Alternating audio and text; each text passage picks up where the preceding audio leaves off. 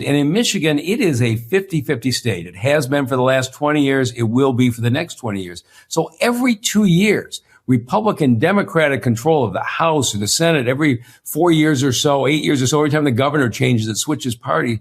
And every time it switches control, the Republicans and Democrats just undo what the other guys did. And we now have 60% of third graders in Michigan cannot read at grade level. And I finally looked at this and said, it'd be a whole lot easier for me to get elected governor as a Democrat.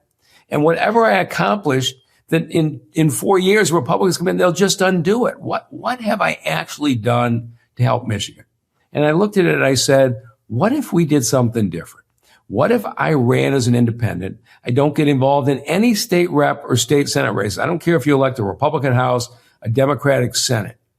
Teaching third graders to read is not partisan. You got to teach the kids phonics. You got to have them in small group settings. You got to have tutoring for the kids who are falling behind. You have to keep the curriculum consistent year after year. There's nothing Republican or Democratic about those principles. What if we actually got on the major issues, bipartisan agreement, and pass things on a bipartisan basis so every election isn't the most important in history? And so I started out a year ago.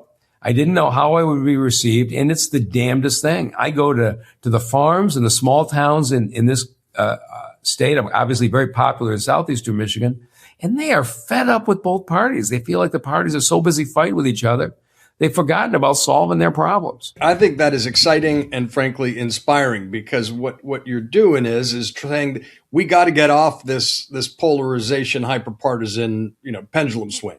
And one way to break through is to take your base as someone who's won with 75% in Detroit and to try to clear out the cobwebs and to stop the tit for tat. And I agree with you. I think most folks are deeply frustrated with the polarization.